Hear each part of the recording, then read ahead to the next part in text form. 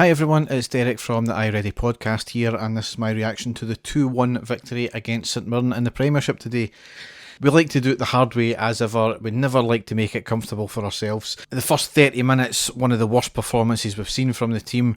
But fortunately we got the quick goals in the first half and played out the second half, and we got the result in the end. You know, certainly you could argue it was a professional performance in the second half. I would have liked to see it being a wee bit more comfortable, certainly, but you know, we got the 3 points nonetheless. But again, it's another one of these performances where it was perfunctory, but you know, really not anything flash. Certainly never done anything to completely kill the game and make it comfortable for ourselves. And we could have, you know, with a lot of games coming up, we could have changed things about a wee bit in the second half had we got that third goal, but that's another story, isn't it? However, we lined up with one change from the Bromby game. That was McLaughlin in for McGregor. So we lined up McLaughlin, Tavernier, Goldson, Balogun, Barisic, Aribo, Davis, Lundstrom, Roof, Hadji and Morelos.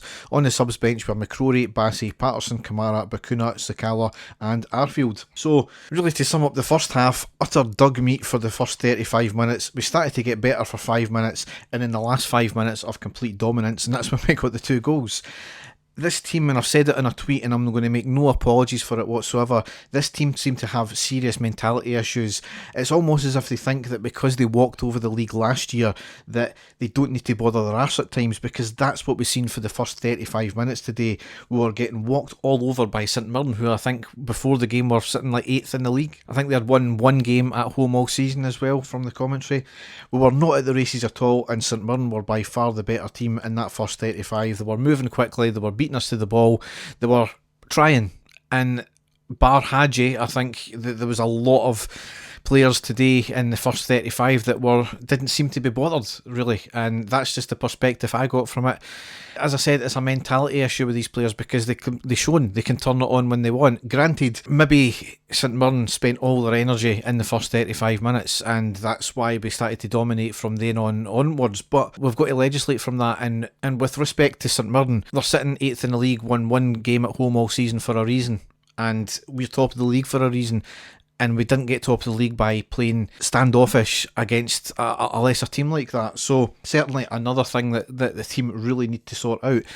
We went 1-0 down though on the 3rd minute, and it was a bit of a wonder goal, but it stemmed from bad defending as well, because Tavernier lost out on the ball on the left hand side. It was a poor attempted tackle from Lundstrom, who was backing off at the same time. He tried to track back with the player, and the player had a fantastic 25-yard strike into the top right corner. Keeper could do nothing about it.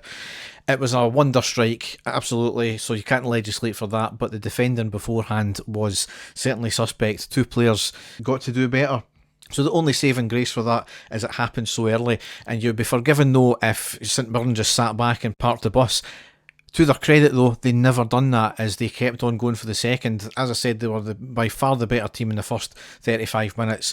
They were pressing all over the place, they were chasing everything down, and they were getting the better of the ball. Our best chances up until that point was on the 24th minute, where Tavernier with a corner from the right, a bullet header by Goldson, but it was right at Jack Annick, who still had to be aware, but it was right at him. 3 minutes later, a carbon copy of the last corner. Great cross in from Tavernier, but again, a header right at the keeper. It's almost as if they're magnets, and it happens so often in every single game. It's not just unique to us, unfortunately.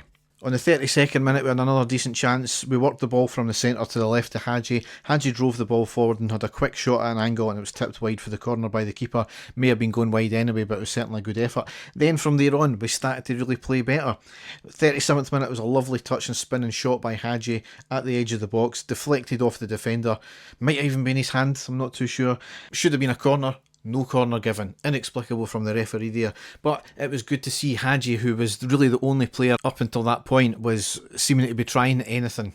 And then on the 40th minute, those 3 words you love to hear: penalty to Rangers. Hadji on the edge of the box, shimmies inside and clearly taken out. A clear as day penalty, nobody can have any complaints about it, but as you expect, the usual suspects do.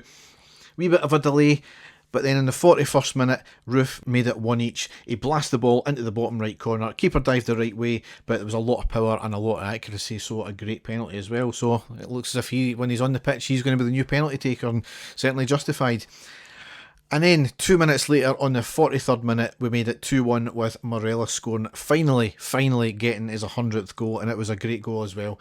It was a quick break up the park. Aribo slides it to Tavernier on the right hand side, who has a first time cross, a great cross, bounces off the deck in the middle, and Morelos heads the rebounded ball into the back of the net. Just a great awareness there from everybody all round, especially Morelos. That's the type of chance he would normally miss in the last few games, but just fantastic play all round. And then Hadji getting the last minute shot in the first half with a great turn and a shot from 30 yards, forcing the keeper into a great dive and save. So certainly a great finish to the half, but as I said, absolutely abysmal for the first 35 of the game. Into the second half, really wanting a quick goal just to finish things off. 3-1 would have put the game completely to bed, I would have felt. It was certainly a better second half performance. As I said, it was perfunctory. It was nothing flash. Certainly we were the better team, probably the most dominant team as well. But one thing I would say is I don't think we really pushed for that third goal. It was a case of if it came along, it came along, but I didn't see any guile to go forward as much and try and get that third goal. It would have, as I said, would have effectively ended the game and made it a lot more comfortable. Our best chance, I would have said, of the second half was in the 52nd minute with Barisic with a long ball floated into the middle of the box. Tavernier with a header forcing the keeper into a decent save. No idea why Tavernier was in that position and it wasn't Roof or Alfie, to be honest, but you do know that Tavernier likes to drift into the positions sometimes. Couple of subs, Sakala on for Morelos, Arfield on for Hadji. Sakala had a late effort with a fresh air header. If he had connected, it would have been in. I don't know how he missed it, jumped too early maybe. Into the last 5-10 minutes of the game, St Mirren went down to 10 men, not through any cards, but they had already used all their subs, and they got a bad injury with a hamstring, had to be stretchered off, so that was 7 minutes of injury time. They had a wee late chance as a late corner. St Mirren put their keeper up as what seems to be happening these days against us when it's only one goal advantage, but came to nothing fortunately, and that's how the game ended up. So delighted with the result, obviously.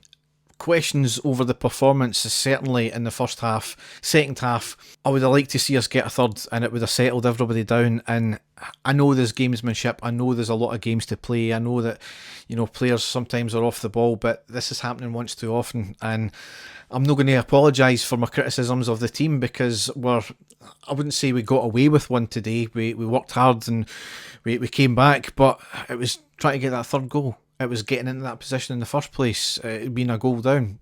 We really need to be better than that. We're never going to win every single game by 4 or 5 goals and be completely dominant for 90 minutes. I'm not expecting that, but what I expect is, you know, competence. And certainly for the first part of that first half, it was like Sunday League football against a team who are 8 places below you. That's part that is the concerning part. But we got the result today, definitely happy with that.